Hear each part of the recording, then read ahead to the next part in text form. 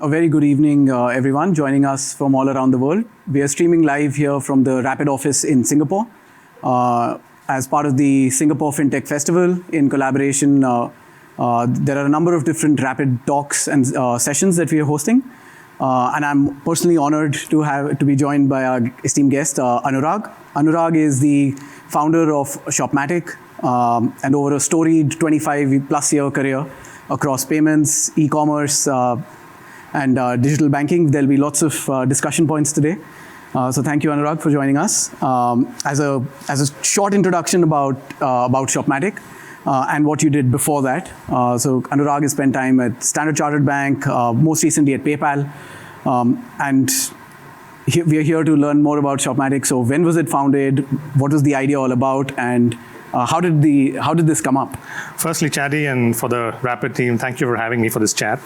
Obviously, for us, I'm the co-founder of Shopmatic. Both Yen and I were ex-colleagues at PayPal before we started to get out and do Shopmatic. So essentially, the idea for Shopmatic was born when we were trying to work with customers during the PayPal days, and we figured out that there's so many merchants and customers who really wanted to go online, but didn't really know how to do it, what was HTML, CSS, payment, shipping, and the like.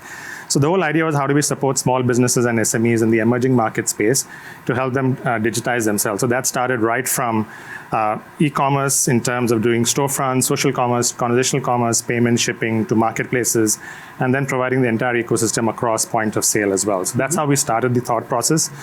Interesting journey. It's been about 6 years. In fact, December 2nd was our 6th anniversary that we completed. So big milestones for us from that standpoint. From a company, we've obviously are right now in 4 different markets: India, Singapore, Hong Kong, and Malaysia, with revenues of this year forecasted to be about 10 to 11 million and turning EBITDA positive as well. So that's been a great story for us in the last 5 to 6 years. Yeah. Glad to hear that. Sorry. And so just coming back to the journey that you've had, so you mentioned PayPal and some of the challenges that some of your customers would face. What is the number one learning that you would share with some of the founders out there who are looking to build an e-commerce business today? Yes, I think the product and the determination of how your ethos as a company both need to be aligned to what the customers really want. I know it sounds cliched to the extent that trying to build a product that what the customer really wants, but in an emerging markets play, and for us trying to do e-commerce enablement, we clearly took a very different pathway than what most other big businesses try to do. And that was to be very, very focused on what the environment exists within the markets.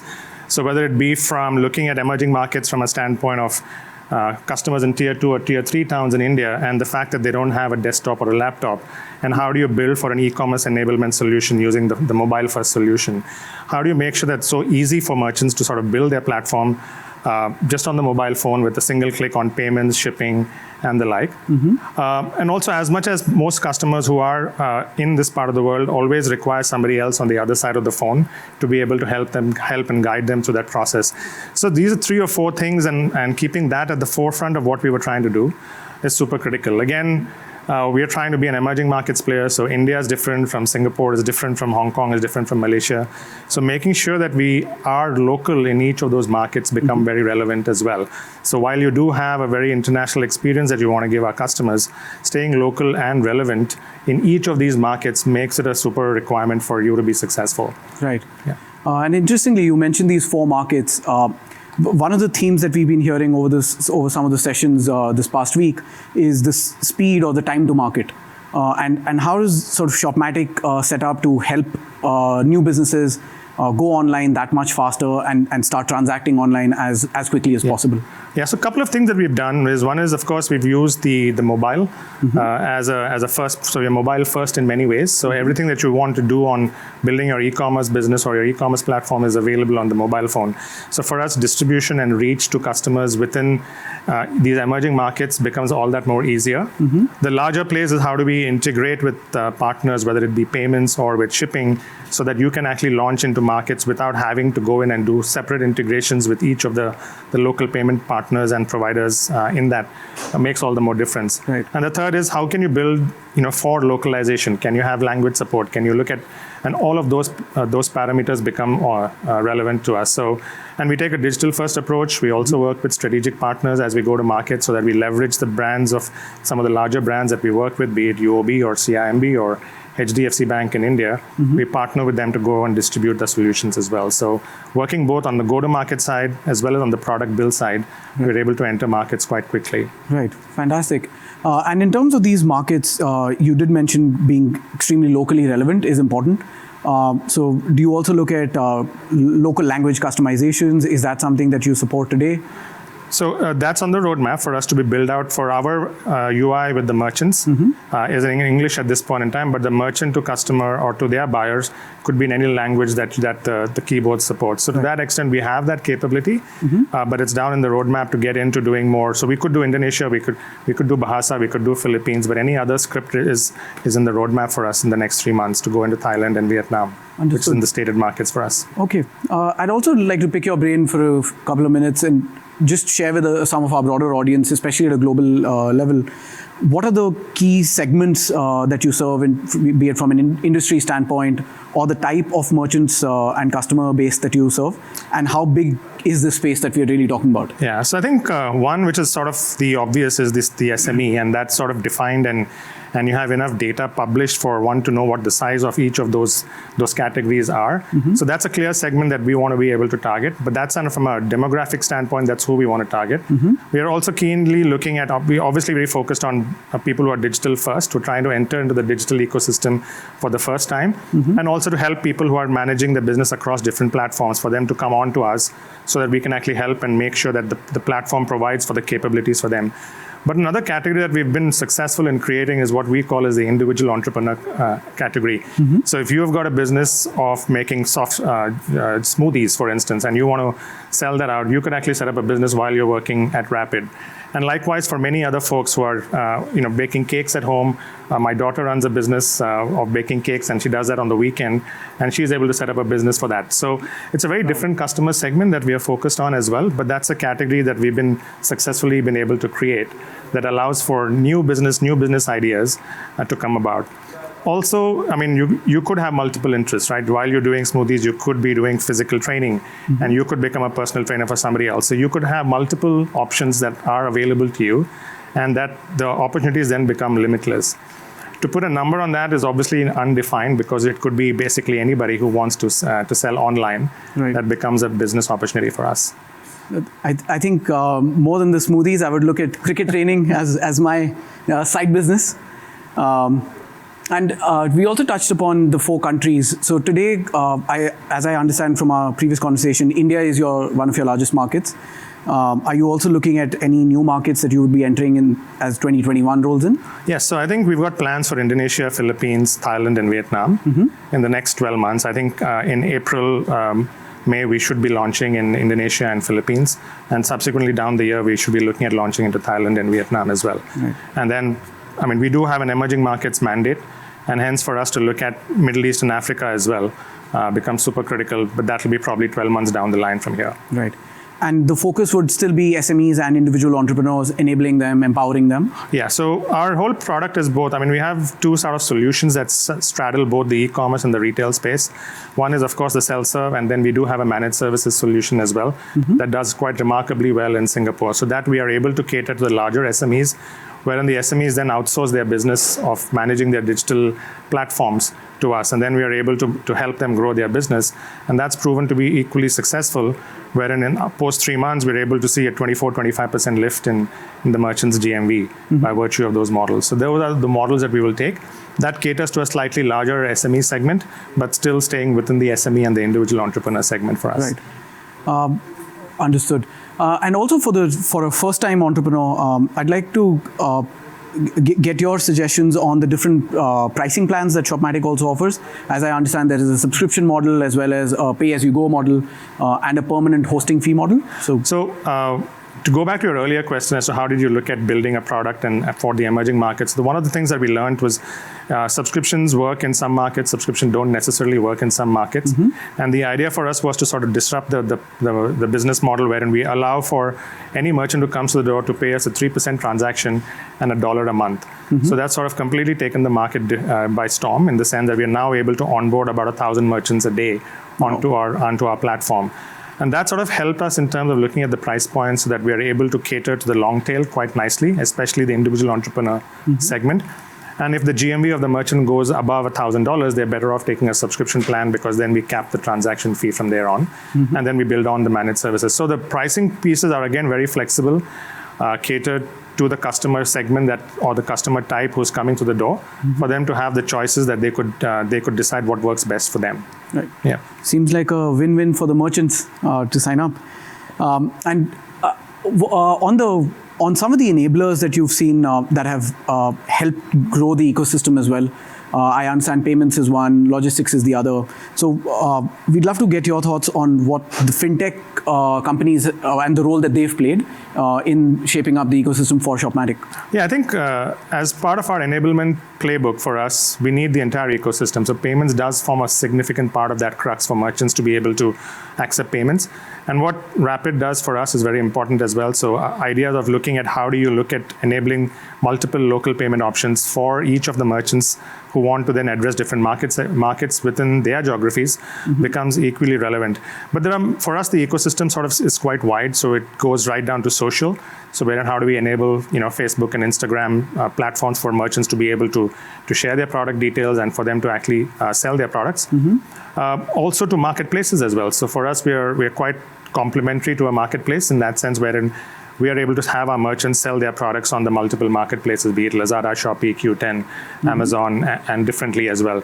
So for us, payments, shipping, marketplaces, social commerce, any channel that sort of helps the merchant distribute and for them to complete their transactions at the back end as well makes a lot of sense. So whether it be inventory management, accounting, all of those are different playbooks that we will sort of add on to our platform as we go along. Right.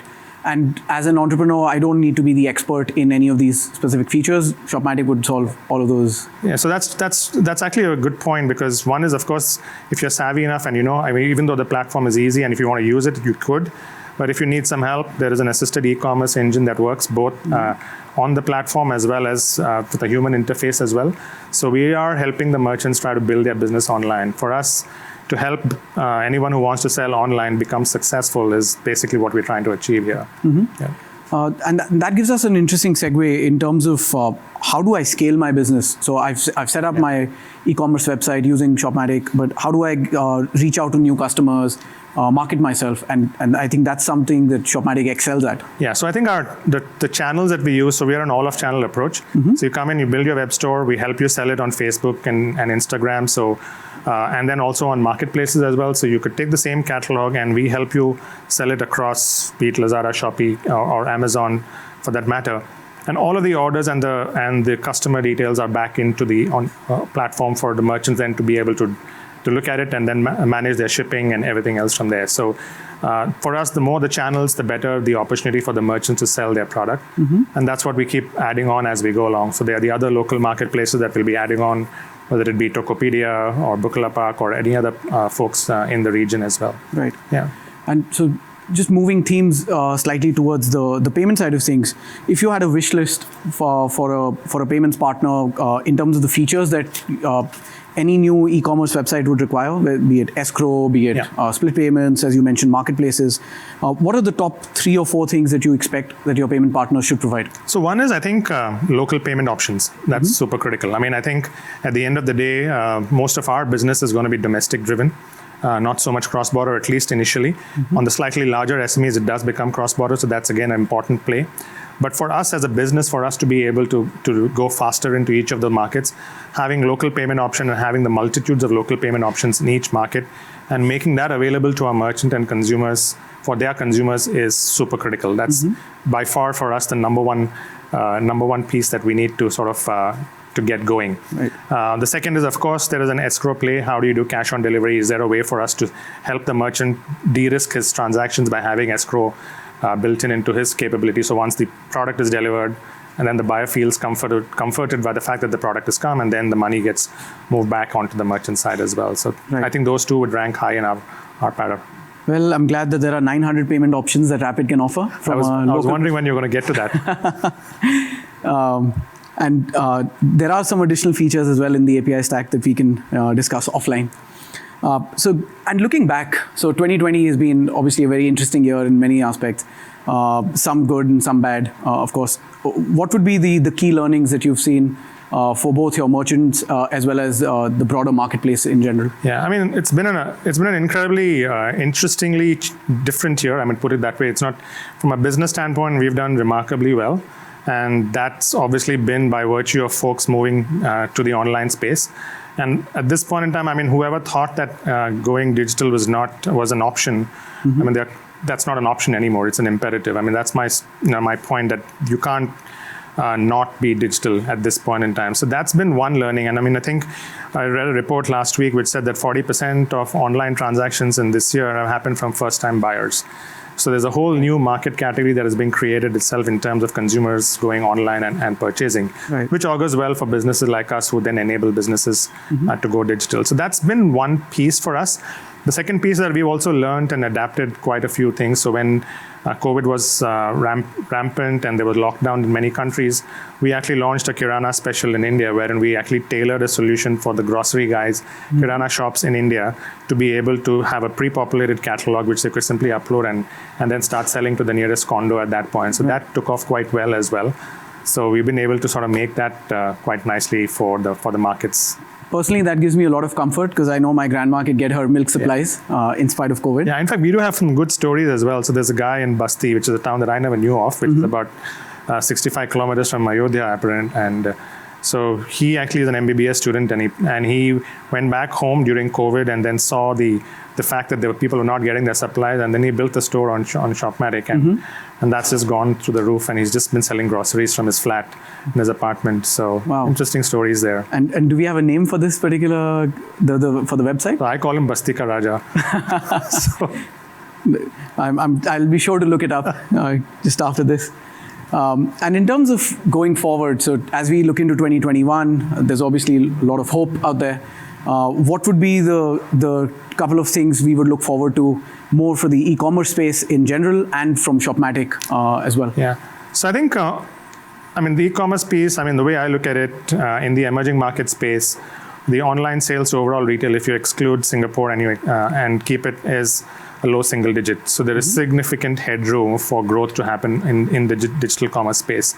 So we will continue to, for us, obviously look at expanding footprint into these markets that are going to be able to contribute to that growth. And I think there is going to be a lot of stuff that's going to happen in that e-commerce space. There is going to be some consolidation. At least that's what I think. And then from there on, how do we capitalize on the growth opportunities that are presented in these markets for us to sort of build out our business? So clearly, that's where we're going to be headed. Going to be quite a busy 12, 15 months for us. Are there any major surprises that we should be looking forward to? Hopefully good ones. Glad to hear that. So now just looking at some of the questions that have been coming in from the viewers as well, there are a number of first-time entrepreneurs out there who want to know what is the one shortcut that they should be aware of when they're building their e-commerce page. So I'm not going to answer it from an e-commerce perspective. I'll probably answer it more from a founder's perspective. Firstly, there's no shortcut. I think that's the first answer to that point. The second is, I think, grit. Grit and resilience to any founder. I mean, anyone who's started a has started a company or is working towards it, that is imperative. There will be lots of ups and an incredible number of downs, right? And how do you get past that and how do you deal with it at each point will determine it. The assumption is that idea that you have is your idea and it is going to be sound. It has to be thought through, and that's a given. I mean, without that, obviously you can't get in and start a business without it. But I think the other challenge, the challenges behind it are what actually make a entrepreneur successful or not, and that's absolutely grit, resilience. And the one thing that I would say is whoever is wanting to start out a business is to get a team that you can count on and depend on. If you don't have that, your grit and resilience, you will be independent, and you'll still not be able to make it. In my view, that is the primary recipe for you to be able to find a way until you get success. And it's not going to come easy. So that's why there's no shortcut to it. There is no one answer. It has to be that. Right. So moving from a founder-run company to a bench strength which can sort of run on its own. Yeah, I mean, it's not only bench strength. I think bench strength becomes important when you look at a growth agenda. But for you to get to a growth agenda, there are many phases that you will need to get past. And getting past that is going to be tough, and it's not a bed of roses. You can't have a view of it from rose-tinted glasses, so it is going to be tough. And you have to have the grit and the resilience to see through all of that. And I think for me, what's been successful is to have a fabulous business partner that you can count on, and you have somebody that you can share and talk with and get past that. And that's essentially how we've sort of seen it from that standpoint. Right. And just thinking back to some of the, diving into maybe some of the Shopmatic details as well. What are the products and services that you find that your merchants are most successful with when they go online for the first time? Is it a particular, is it a goods marketplace? Is it physical goods? Is it digital goods? What has been the... So I think, again, from a customer segment, it varies and it changes.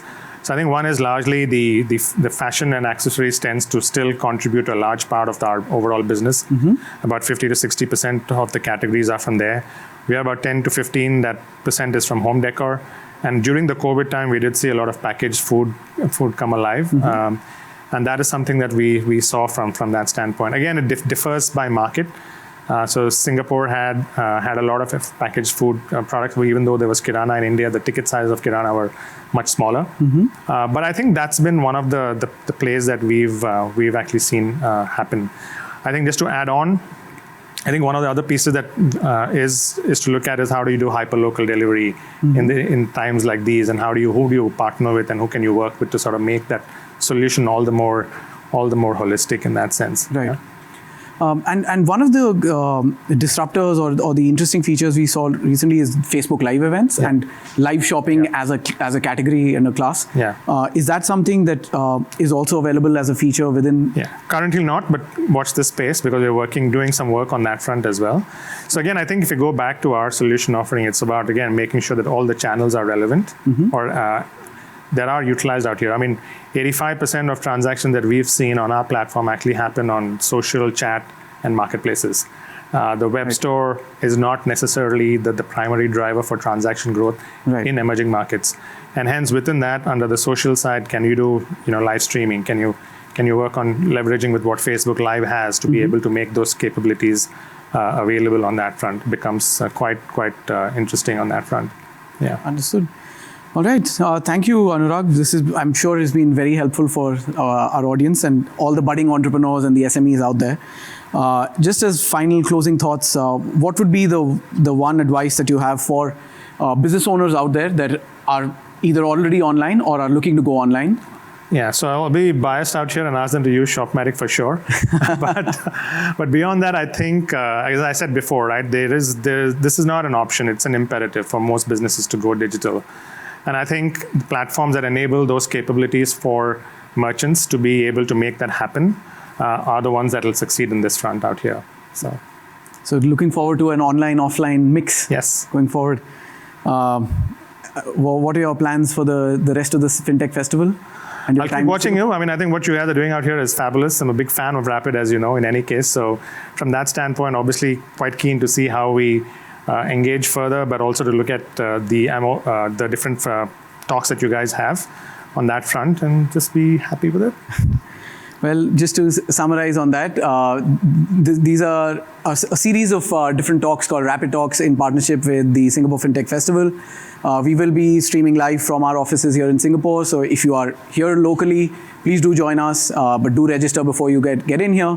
Otherwise, tune in to our LinkedIn live page for all the live events. And looking forward to building some good stuff in 2021. Thank you, Chari. Thank you.